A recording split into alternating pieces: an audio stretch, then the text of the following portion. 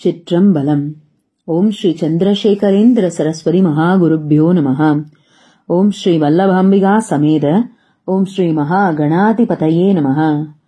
மூபிரு முகங்கள் போற்றி முகம்பொழி கருணை போற்றி ஏவரும் துதிக்க நின்ற ஈராறு தோள் போற்றி காஞ்சி மாவடி வைகும் செவ்வேள் மலரடி போற்றி அன்னான் சேவலும் மயிலும் போற்றி திருக்கைவேல் போற்றி போற்றி.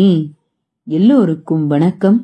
நம்மளுடைய தினம்தோறும் திருமுருகன் திருப்புகழ் அப்படின்ற தலைப்புல இன்னைக்கு 71வது நாள். இந்த 71வது நாள் நம்ம எந்த திருப்புகழை பார்க்க போறோம் அப்படின்னா ஒரு பொதுப்பாடல்களுடைய திருப்புகழை தான் நம்ம பார்க்க போறோம். ஏன் இந்த பொதுப்பாடல்களுடைய திருப்புகழை நம்ம பார்க்கறோம் அப்படின்னு சொன்னா, பொதுப்பாடல்கள் திருப்புகழ் எல்லாமே சின்ன சின்ன திருப்புகழா இருக்கும். அதனால முதல் தடவை திருப்புகழை எடுத்து யார் படிக்கணும்னு ஆசைப்படுறாங்களோ அவங்க சின்ன சின்ன திருப்புகழா எடுத்து படிக்க ஆரம்பிக்கும் பொழுது அவங்க மனதுக்குள்ள ஒரு நம்பிக்கை வரும், இதை நம்மளால கண்டிப்பா படிக்க முடியும்னு. அந்த நம்பிக்கை வந்தாதான் அவங்களால அதை தொடர்ந்து படிக்க முடியும். எடுப்புல நம்ம பெரிய பெரிய திருப்புகழா படிச்சோம் அப்படின்னா நம்மளுக்கு படிக்கிறதுக்கு கஷ்டமா இருக்கும். அதனாலதான் சின்ன சின்ன திருப்புகழா பார்த்துட்டு இருக்கோம். பொதுப்பாடல்கள் திருப்புகழ் அப்படின்னா என்னன்றத நான் முதல் பதிவிலேயே சொல்லியிருந்தேன். அதாவது எந்த ஒரு கோவில்லையும் பாடப்பட்ட தனி திருப்புகழ்னு கிடையாது.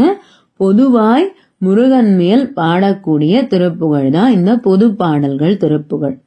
எல்லா திருப்புகழுக்குமே எண் உண்டு. நீங்க திருப்புகழ் அமுதம் புத்தகத்தை கையில வச்சிருக்கீங்க அப்படின்னா இன்னைக்கு பார்க்கக்கூடியதான இந்த திருப்புகழ் பாத்தீங்கன்னா 1290. அதுதான் இன்னைக்கு நம்ம பார்க்கக்கூடிய திருப்புகழ். கிட்டத்தட்ட நமக்கு 8 வரிகள் தான். அவ்வளவு சின்னதான திருப்புகழ். எப்பவும் போல இதை நான் 3 தடவை படிப்பேன்.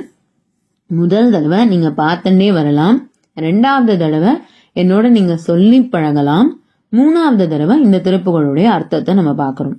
இப்ப படிக்க ஆரம்பிக்க போறேன். தீதுற்றே எழு அப்படின்னு ஆரம்பிக்க கூடியதான திருப்புகழ் இப்ப படிக்க போறேன். தீது உற்றே எழு திங்களாலே தீயை தூவிய தென்றலாலே போதுற்றாடு ஆடும் அனங்கனாலே போதை பேதை நலங்கலாமோ வேதத்தோனை முனிந்த கோவே வேடப்பாவை விரும்பு மார்பா ஓத சூதம் எரிந்த வேளா. ஓத சூதம்னு சொல்ல வேண்டாம், ஓத சூதம் எரிந்த வேளா ஊமை தேவர்கள் தம்பிரானே.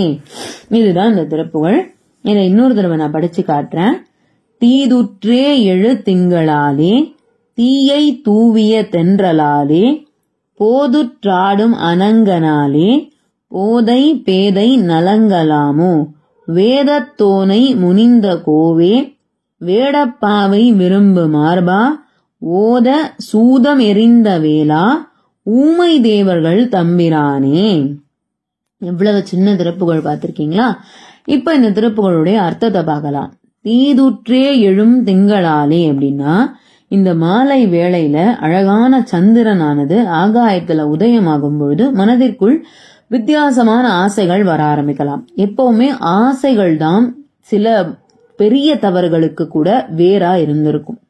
அதனால அந்த ஆசைகள் எழும் பொழுது தீயை தூவிய தென்றலாலே, தென்றல் காற்றே வந்தா கூட அது உடம்புல தீயை வரா மாதிரி இருக்குமா. தீயே நெருப்பே படுற மாதிரி அந்த காற்றுன்றதே சில்லுன்னு வரக்கூடியதுதான். ஆனா அந்த காற்று வரும்பொழுதே அது நெருப்பா உணர முடியுமாம்.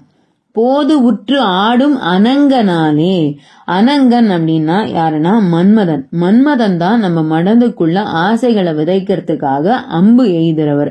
அவருடைய அன்பு பாத்தீங்கன்னா கூர்மையான அம்புகளா இருக்காது, மலர் பானங்களா இருக்கும். அதனாலதான் நம்ம மனதுக்குள்ள ஆசைகளே வர ஆரம்பிக்கும். அவரும் தன்னுடைய பானங்களை விடுவதனாலும் அப்போது இந்த பேதை நலங்கலாமோ அப்படின்னா இந்த பெண்ணானவள் இந்த மாதிரி ஆசை வயப்பட்டு அதில் மாட்டிக்கொள்ளலாமா?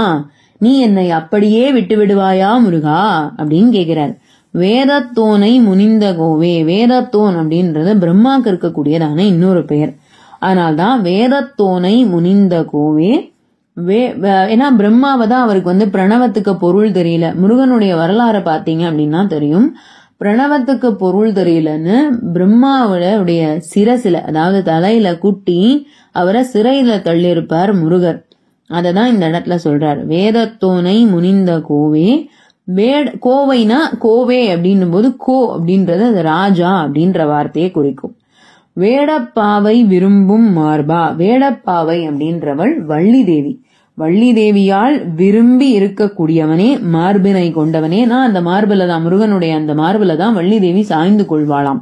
அதனால்தான் வேடப்பாவை விரும்பும் மார்பா. ஓத சூதம் எறிந்த வேளா. அதாவது இந்த சூரபத்மனை அழிப்பதற்காக வேலை எறிந்தவனே. ஊமை தேவர்கள் தம்பிரானே. அது என்ன ஊமை தேவர்கள் அப்படின்னா, தேவர்களால சூரபத்மன் கிட்ட மாட்டிண்டு முழிக்கும் பொழுது ஒண்ணுமே பேச முடியல. அவங்களுடைய வாயானது கட்டுப்பட்டு இருந்தாங்க. அவங்க கிட்ட அவங்களால எதுவுமே பேச முடியல. அவ்வளவு வாய் அடங்கி போயிருந்தாங்க. அப்பதான் முருகன் தேவர்களை சூரபத்மன் கிட்டேன்னு காப்பாத்தினார். அப்படி ஊமையாய் இருந்த தேவர்களை சிறையிலிருந்து மீட்டவனே, ஊமை தேவர்கள் தம்பிரானே அப்படின்னு சொல்லி முடிக்கிறார். இதுதான் இந்த திருப்புகழ். இந்த திருப்புகழ் பாத்தீங்கன்னா முதல்ல பெருசா தெரியும்.